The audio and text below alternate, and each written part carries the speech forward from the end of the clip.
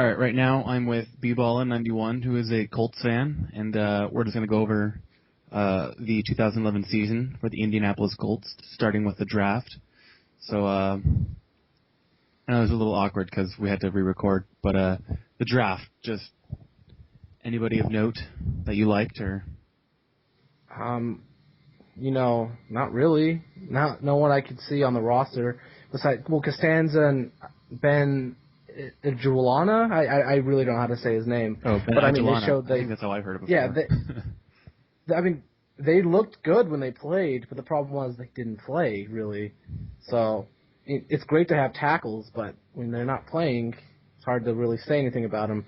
And Delone Carter was good for 3 games, and then kind of took a backseat to Adai and Donald Brown.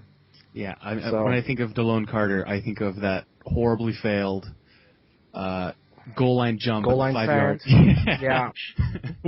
That was the Colts season right there. That's just summed it up. Yeah. Where would you put most of the blame? Would you put it on the coaching by Jim Caldwell? Would you put it on just the bad drafting by Bill Polian, or just horrible luck and Peyton Manning being down? Their defense has never been good, and the defensive guys you didn't hear anything about. The offensive guys, the Colts have been injury riddled for a while. I mean, always it seems that one of their best players is going down, and I think it's a combination of injuries. Caldwell's an awful coach. I'm frankly really glad. I was calling for his head last year when he thought, well, after that playoff game, the timeout, that was awful. God. Yeah, I mean, when I first heard Caldwell was going to be named the head coach when Dungy was retiring, I just never thought he had that head coach look to him. Like I don't think I've ever heard him speak. He just looks wrong. He looks like he's moping all weird. the time. Yeah, and the Polians, they had some good draft picks earlier in the century. Earlier, it was 2001 to 2005. I'd say he had some really good picks. Freeney, Matthew Clark, Wayne. Exactly. But since then, Angerer, Garcon, Pat McAfee. Yeah, punter. There you go. This is when we were talking the last 5 years in drafting, and you talk about a punter, your drafting hasn't been very good. Yeah. All right, well, moving on. Let's go through what you were thinking throughout the whole Peyton Manning, will he not play in his whole neck surgeries. So what was going on through your mind? Well, before that we found out that he wasn't going to play, I was, as a Colts fan, just being like, he's going to play. Come on, he's Peyton Manning. He's like Brett Favre. If you think he's not going to play, he's playing. And I even drafted Dallas Clark my 4th round of my fantasy football league, even though I ended up winning. Dallas Clark wasn't a help because he was injured and he just didn't play well. He caught 1 touchdown all year. Dude, I had Jamal Charles. All right, he was my first pick. I know how it feels. Well, I won my league drafting Chris Johnson, if you can believe that. That's some pretty good drafting in the mid-rounds. Yeah, it was. Oh, I picked Megatron in the 2nd round, so it kind of helped me out. You fell to the second tree? Wow. Okay, anyways, I digress. But after he was playing, yeah. Oh, Kerry Collins, he was all right, but the first game he really played, well, that's actually, I guess it'd be the 3rd game. The 3rd game he really played, he got knocked out and didn't play anymore. So they cultivated him like $4 or $5 million to play 3 games, to play very, very mediocre, and do nothing. And then Curtis Painter was worse, which is hard to believe. Man, I mean, Curtis Painter is something else. Fans should have known that Curtis Painter really wasn't a viable backup in that Jets game in 2009. Yeah, not the playoff game, the Week 16 game. Yeah, the one where I think Peyton played the first half. They had like a 17-3 lead or something, and then just the starters left and collapsed, and the Jets made the playoffs because of that game.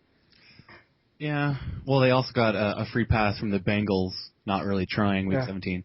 Anyways, this is I don't think they really tried in that playoff game either against the Jets. To be honest with you, yeah, the way they played. So I hate to bring it up, but I wanted to ask the worst game to watch as a Colts fan, and I'm pretty sure I and other fans, other posters know what the answer is going to be. I'm guessing The the first loss to game. the Saints. Oh, the first game. Well, no, the Saints. Oh God, yeah. I see. I blocked that out of my memory. Remember the Saints game? The first game was bad too, but that Saints game, like, it just started off awfully. The Colts get the ball, bomb to Pierre Garçon, he drops it. It was going to be a touchdown, and then after that, yeah. All right, let's move on because I can relate. I mean, the Broncos got stomped 54-20 something last year. So, anyways, on a different note, what was your favorite game of the season? The almost comeback against New England. I mean, that was it was either that or the Houston game. I guess I would say the Houston game. That was prime time, baby. The comeback against New England, you're just thinking, okay, they're going to get their ass kicked. They're going to lose by 20. And then Brady comes out, and the backup. And since Bill Belichick is starting to see, oh, crap, they're coming back, I have to put Tom Brady back in the game. And I thought that was a nice thing to the season. And then the Houston game. That was a good game. That was a really good game. Yeah. I was switching between that and the Boise State game, and after I saw them destroying in their bowl game, I switched to this, and all of a sudden I see the Colts are coming back. I just couldn't believe it. Yeah, I think that one was more of T.J. Yates not really knowing what to do in a situation where you have to close out a team. I mean, he was a rookie too, but Dan Orlovsky, he really did not want to be on another winless team. That was just, could you imagine that legacy? Oh yeah, Dan Orlovsky, he played 22 games in his career. His record? 0-22. I mean, it's sad too. I mean, the two players who were on the Colts who had gone 0-16 were like in jeopardy of going 0-16 again, but if I'm correct, you guys beat the Jaguars first, right? No, it was Titans. the Titans. Right. The Titans the week before. But then you're thinking, they got their game in. They're not going to really try anymore. And all of a sudden, you just see them fighting back. You see that last drive with like 3 penalties in the red zone. Yeah. You're just thinking, the Colts are going to win. The Houston is beating the Texans. They're choking. And they already got their playoff spot. What do they care? A little reminiscent. You thought they were going to win that game. Yeah. A little reminiscent of Sage Rosencopter. That game was fun to watch. Texan fans love the Rosencopter. In that game, Reggie Wayne had just one of the best catches I've ever seen. I honestly don't remember the catch. I just remember the comeback. You can just see Matt Schaub after the Rosencopter. He was just like, you got to be kidding. And that was the undefeated season. I mean, the near undefeated season, I think. Yeah, where they went 14-0. Yeah, and it was that game and the Patriot game that were just like, maybe they can do the same thing as the Patriots did. You just think, come on. And then come on. Took the conservative road. I think they could have won the Super Bowl that year, but that's not part of what we're talking about now. So. Yeah. Well, let's wrap it up. Andrew Luck or Peyton Manning? Who do you want in 2012? I want both. I want to be greedy, but I don't think it's going to happen. Peyton. I love Peyton. I want him back, but I don't think the Colts are going to take him. And the Colts need to take Andrew Luck. If he's there, you take him. Even if Peyton Manning's there, you just say, Peyton might be here for a year or two, but guess what? You're learning from one of the best ever. You see what Peyton's done? Learn that. You can be him. Be close to him. What about free agents like Wayne?